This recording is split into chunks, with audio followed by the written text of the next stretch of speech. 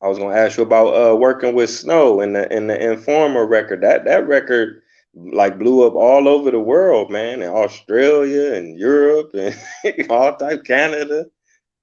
Yeah, it was number one in 7 countries at the same time for amount of weeks.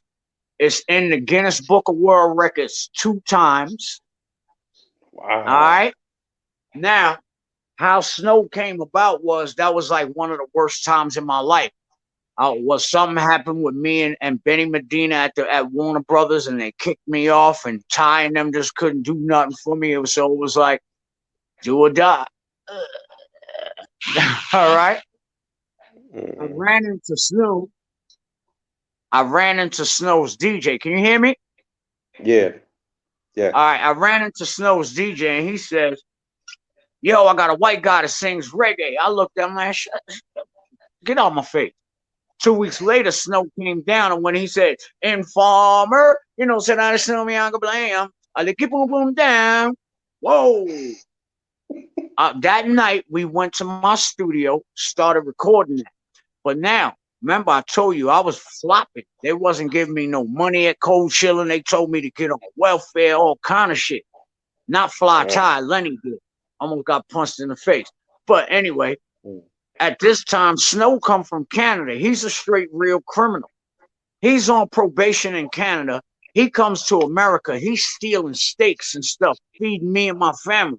Snow and his family is my family forever. No matter nobody.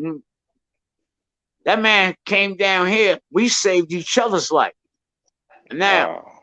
let's say it's tonight. We recorded Informer in the studio. We finished his album. He came down here and we just knocked out an album month after, maybe 2 months. Knocked out an album. He had to leave tonight to go to jail the next day.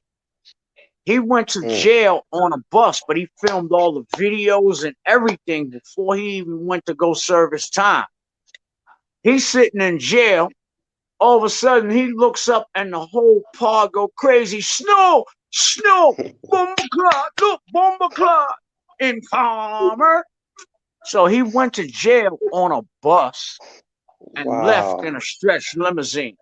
It blew up man. so big that I didn't even deal with hip hop anymore. I just went on tour with him. I made so much money messing with that. Why do I want to deal with the huff and scruff of this hip hop when I done produced something that got 2 Guinness Book of World Records joints and I'm on tour in places that I'm the only black guy and they love Wow. me. Mm. You know what I'm saying?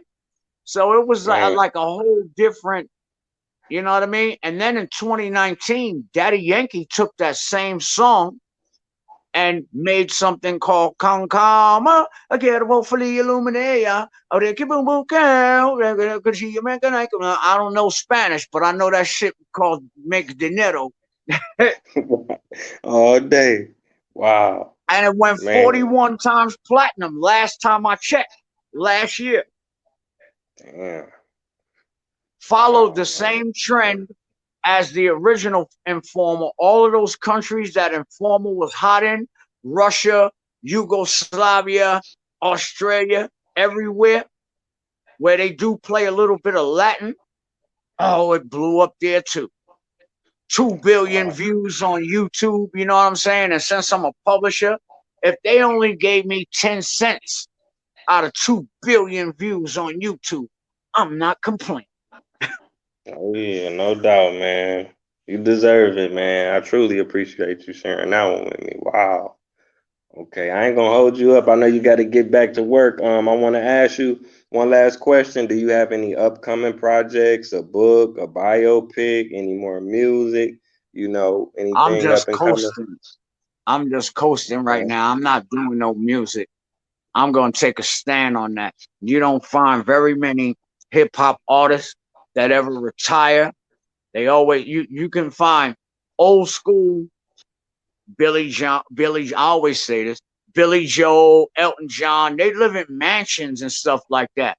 They go do a Mhm. concert maybe once a year and they're feeding horses and pigs and whatever spreads of land that they got. Now let's look at the old school hip hop culture who put in all of this grind and made all of this money for all these conglomerates. You don't find, unless they went into a business, and we ain't talking about Rick Ross and Puffy and Ludacris with all of them that, and T.I. that went into business ventures outside of hip hop, they did the right thing. You dig what I'm saying? But any old school artist like myself, you don't see us with mansions and horses. We trying to feed our kids. Out here, 60 and 63 years old, still singing on stage for a couple of dollars just to go back out again on tour. I quit. I'm not doing it. I'm not doing it. I'm not making any albums. My age generation has to go to work, pay bills. They're not putting their credit card on Spotify to stream my shit while they on their way to work. That's the last thing they're gonna do. So me trying to come into the music business and make a big splash, a big hit, and get the same kind of streams as somebody that's 20 years old, it's not gonna, you know what I'm saying? That's like trying to just live on a dream that you know is impossible.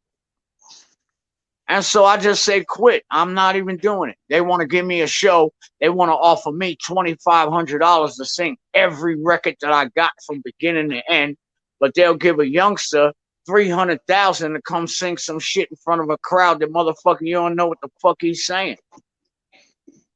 I'm sorry I waited till the end to get all vulgar mouthed. I'm very No, no, sorry. you telling it real. But You being sometimes I get honest, man. emotional. I feel you. I feel you, man.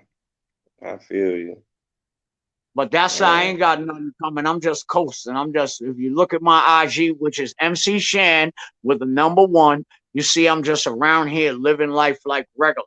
And I think that what I did was relinquish the fact of being scared that I'm not that celebrity anymore. That when you go out, nobody's gonna recognize you. I relinquished that shit.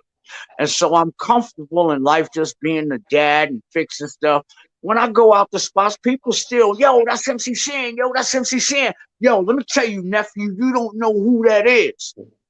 It doesn't go away, it's still there. But you have to relinquish that fear of not being that motherfucker in order to live comfortable. And I relinquish that fear. I'm not worried about people saying, ooh, look, that's MC Shan. I'd rather coast by nowadays. I remember times I could be in a restaurant, couldn't enjoy my meal because every 2 seconds I got to sign an autograph because I don't want to be mean to these folks and say, yo, would you get out of here because I'm hungry? Right. But that's the path I chose. So you got to take the good with the bad. Oh yeah, most definitely, King. I want to thank you again so much. It's truly an honor. Thank you for sharing your story with me and helping me take my platform to another level. You're a legend. You done made history. You done influenced countless MCs and musicians. So just got to give you your respect and your props. So thanks I everybody for appreciate you, tuning brother, in. and thank you for taking the time to talk to me. Now my stomach is growling. I thought you might have heard it. That's why you said I'm gonna let you go. Oh, we So I'm good. gonna We go get good. something to eat. But I Okay. appreciate you, brother. And thank y'all and everybody. MC Sham with a number one, my IG, and that's all I use, and YouTube. All you're gonna do is see me building and being a natural father, showing how black men can be fathers to their children. Doesn't take money. Time is the key. All right, y'all That's chill a your blood. blessing. It's your man Shizzle with a whistle. One time for your mind, two time for your soul. Ain't nothing standing between you and success, but every an opportunity. It's time to go get it. Let's go, y'all. All Appreciate you. right. Peace. Peace.